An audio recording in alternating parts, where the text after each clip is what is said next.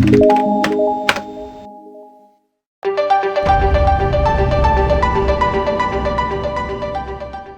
it's Mark here from Talk Beliefs and NEAL from Reason Now, and we're going to start off this show with something a little bit different. We usually like to talk about things which have happened during the week, but a lot of interesting science discoveries have happened in this past week, haven't they? Yeah, and we like to talk about science because we're always told that it's scientism and dealing with flat earthers and the like, but science works. It does, and you may have the wrong sort of beliefs about science.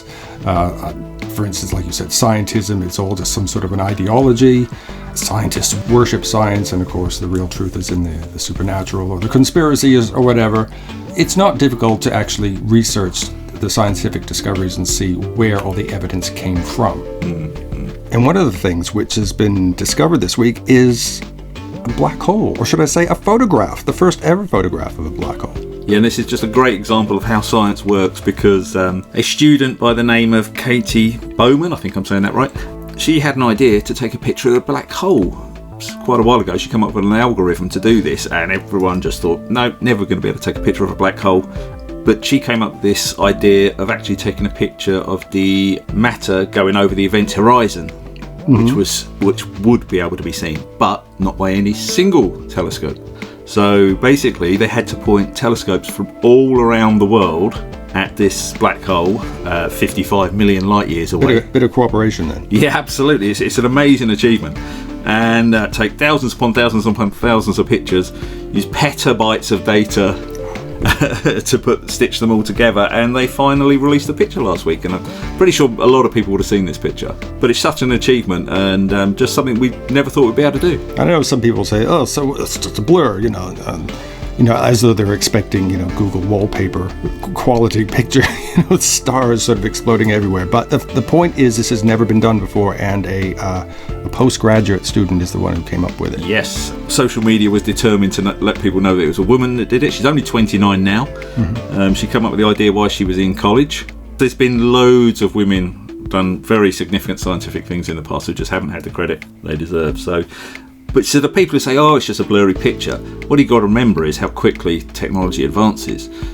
If you remember seeing the first pictures of Pluto from 20 years ago or whenever it was. Yes, just a pixelated just a few little blob. Pixels. And then now we have a full high-def picture of it. Now we do have wallpaper, which is great. Yeah. I think I used that once. So it's fascinating. Actually, until now, it is one of the few direct evidence we've had that black holes even exist. Yes, because they were just theoretical to begin with. To begin with, what they were. Then we started seeing the lensing effect of the light from stars that are behind black holes. As black holes travel in front of them, they were bending the light and sort of figured out there's something going on, and therefore presumed it must be black holes. And this is a great testament to the predictive power of science, which is, again, we get a lot of pushback from people who are not exactly convinced by science, shall we say, creationists, and people who think the world is bowl-shaped or whatever.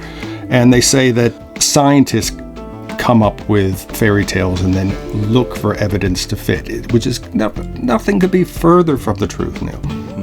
And so that takes on to we've had another major discovery.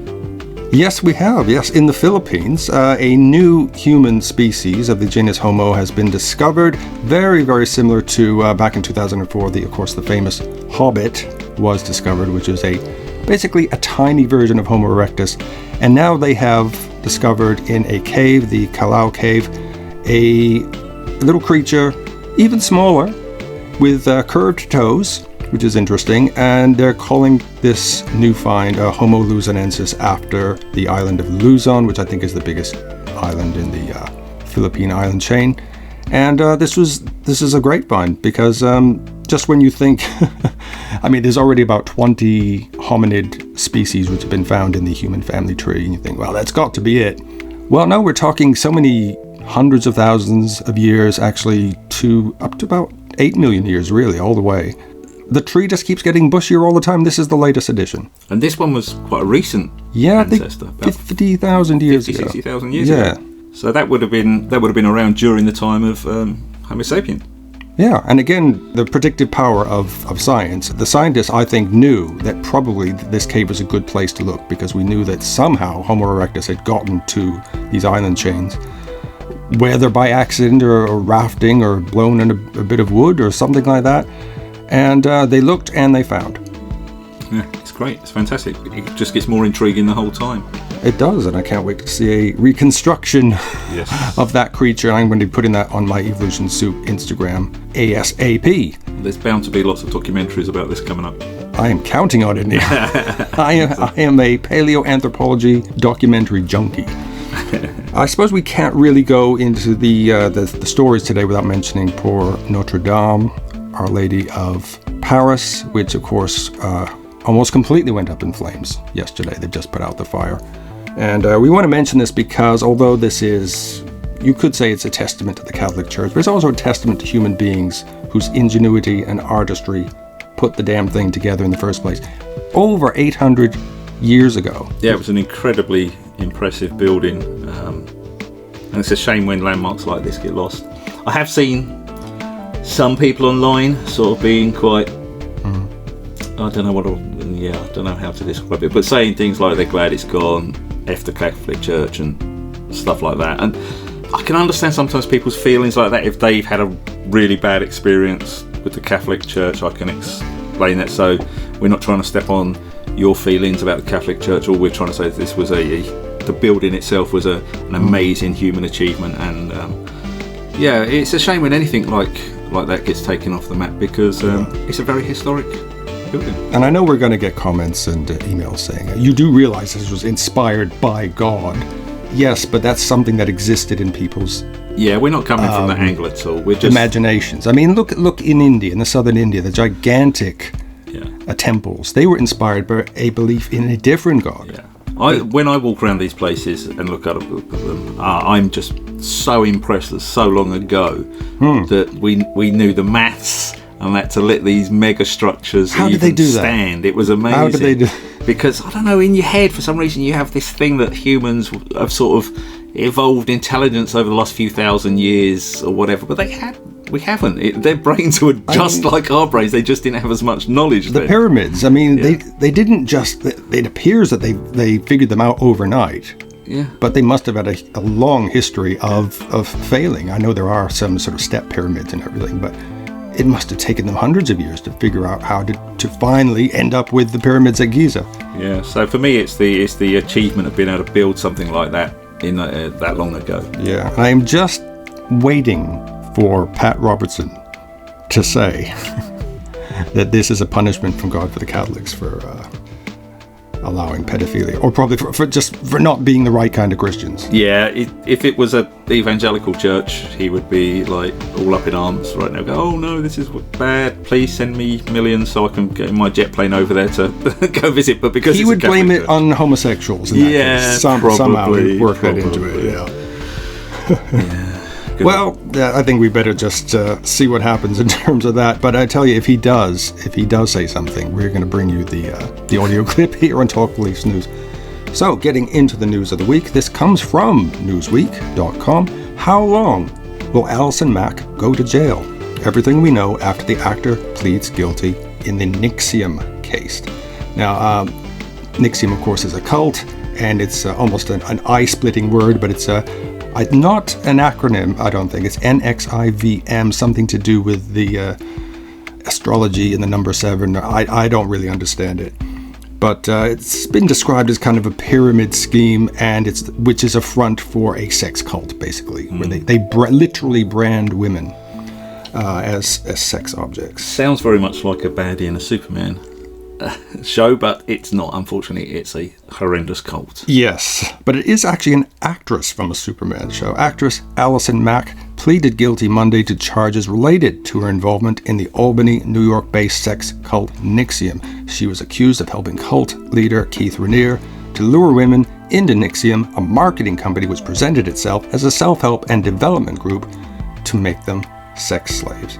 And I'm hearing about this more and more, about companies which are appearing to be a pyramid scheme or appearing to be a yoga club or something, and then once you're in, you get drawn into some sort of coercive the major cults now that are springing up right now don't tend to be religious cults as much anymore. A lot of them are coming from yoga cults, from self-help cults, from meditation cults, And this seems like to be one of those ones. Indeed, and if anyone wants to look into yoga cults, I've just started doing some work on that, and my latest upload on Talk Beliefs is an excerpt really from a talk by Matthew Remsky, who is an ex-yoga cult person. So that's very, very interesting, and I hope to be interviewing him in the not too distant future.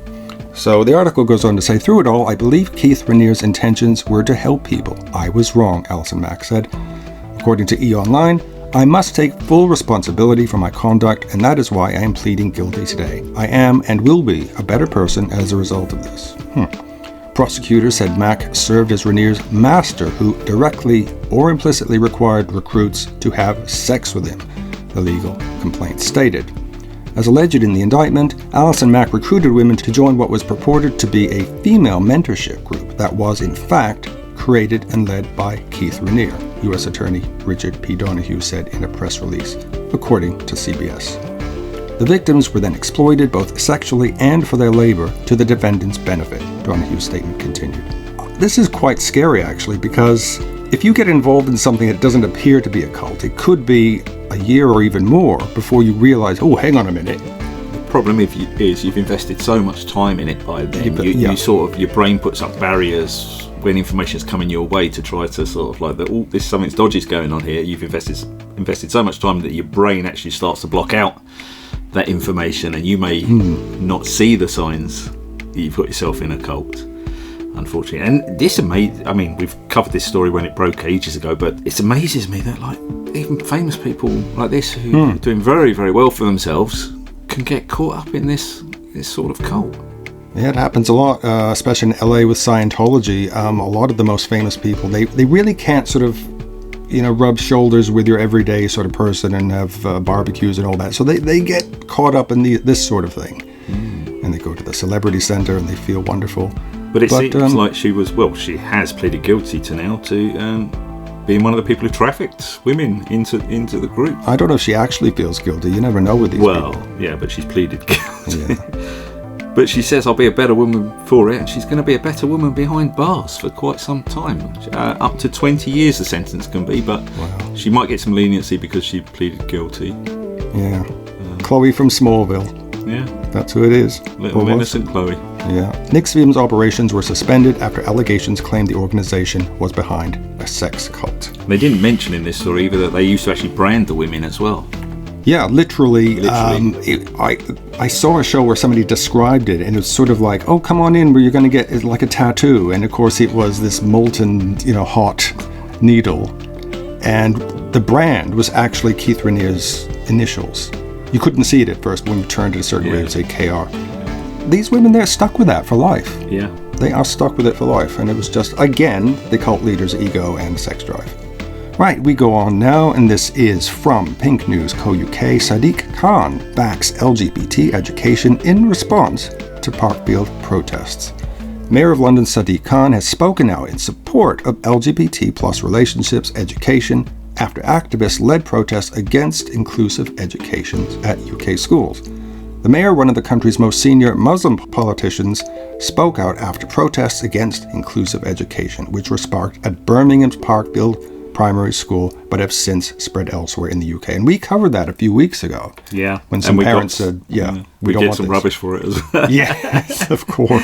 Yeah, because this just shows that not all Muslim people are scared of LGBT or bigoted, if you want to use that word, or this is an education problem. Yeah.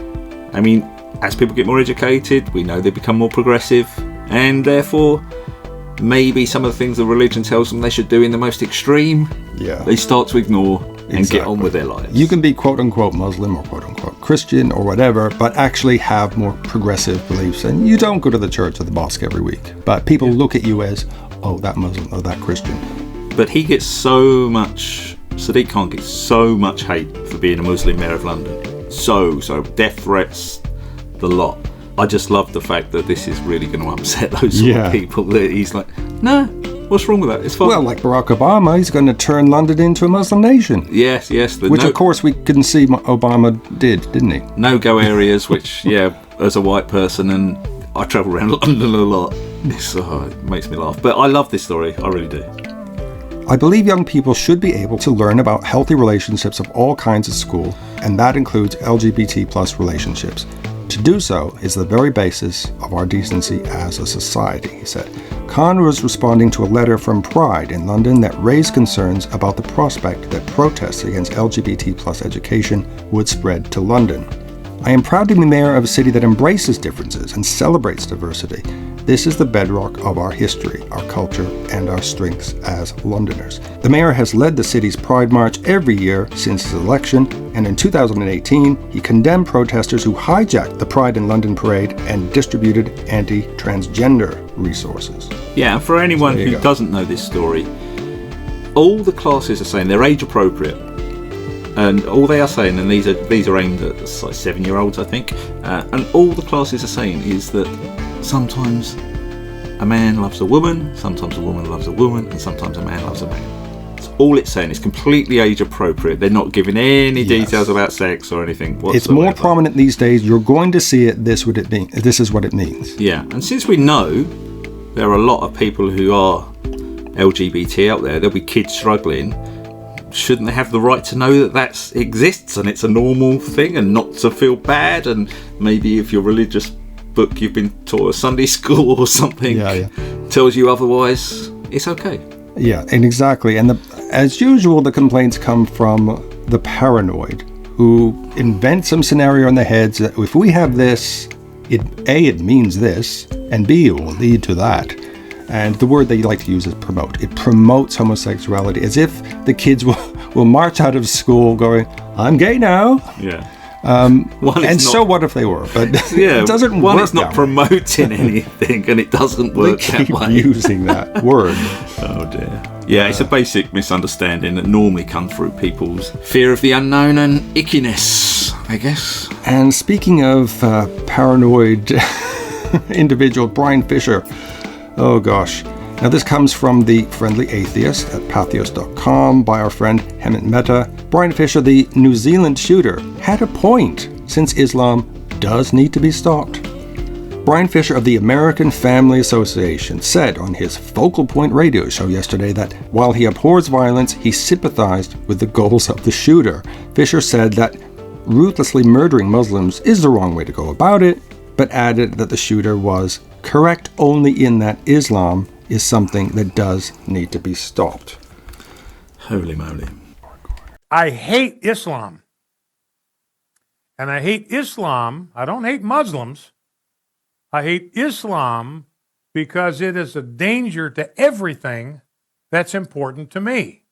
My faith, my country, my liberty, Christianity, civil rights, everything that you and I treasure is threatened by Islam. Now, what this guy did in New Zealand, that's not how you go about solving that problem. That's not what you do. This is the wrong way to go about it.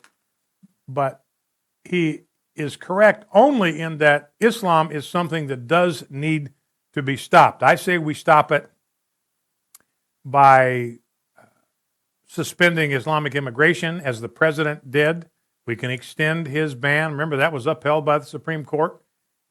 Supreme Court said, yes, the president can suspend Islamic immigration for the sake of our security. That's something I think we need to do. And part of why you have situations like this happen, and again, I'm not making excuses for this guy. I said in my column, I think this guy needs to get a soon trial, a speedy trial, a fair trial, and then be executed publicly, and his execution should be live streamed to the world. So what do you think of that, Neil? He's inciting violence. It's quite simple. I mean, he thinks he's clever in the way he's doing it. If we can see that he seems to be implying that killing them is all right, what about his followers? Yeah, what about the nut jobs who've got guns? It's going to be a rally call. And he's not mentioning the fact that the right have been radicalised through the press and media and social media for decades now to hate these people. Oh dear. These people were just normal people who were murdered, going about their weekly business. And yes, there's no point me saying I don't want there to be less religion in the world, because I do, but I abhor discrimination. all religion needs to be less in the world. There needs to be less Islam, there needs to be less Christianity, less Judaism. But we don't do it by killing people, for Christ's sake. What you do is you educate people. You educate them to the highest possible degree. You make sure everyone does evolutionary biology so we can get rid of these idiots who don't believe in evolution. You get people to do history so we know actually the history of where we come from, so you don't get people in America and England and the West reading just the version of history that the winners wrote, and they learn about all the atrocious things that the West has done. You get people to learn sciences. You get people to learn engineering. You get people... Then religion just fades into the background, and people may still call themselves religious, but it tends to be a cultural thing. Like, there's so many people now who are Muslims, Jews, Christians, who are just culturally that way. And fine, that's great. The extremists are in a tiny, tiny amount. And to basically... He's basically justifying the murder. You can almost see it in the back of his mind. Yeah, he's basically justifying the murder of Muslims. I mean, it's just terrible. Just terrible. And we need to point out also that people who carry out these atrocities, they know that they're not going to make a dent in the Muslim population by going into a mosque and shooting people, including children, I might add. No. They want to make a name for themselves in their Facebook community. Yeah, a lot of these people literally just want to be famous. They do. There's a lot of that going on. But who's worse, the person who did the shooting or the people that praise him forevermore on their Facebook page? Yeah. I wonder. You're my hero. Yes. Oh, gosh. But we're only going to go one way if we start going down this line, and it just doesn't work. We know it doesn't work. We know fascism doesn't work. We know demagoguery doesn't work. Unfortunately, it just keeps rising, though. Yeah, it always keeps trying to come back. That's why progressives need to stay firm and call it out whenever a bit like spiders, you try to wash down the sink. It's like, it's back. Oh, damn it. Yeah. So it's just appalling for me that anyone can basically. He's justifying it. It is bad. Yes, and that, as I say, is from pathos.com and Hemant Mehta, and it's by a right-wing watch. So there'll definitely be some more stories, I think, before the end of the year from that side of the world. So thank you very much, Neil, for joining me yet again. And please be good to spiders, people. Don't wash them down the sink. I shouldn't have said that. Put them out the window. Be kind.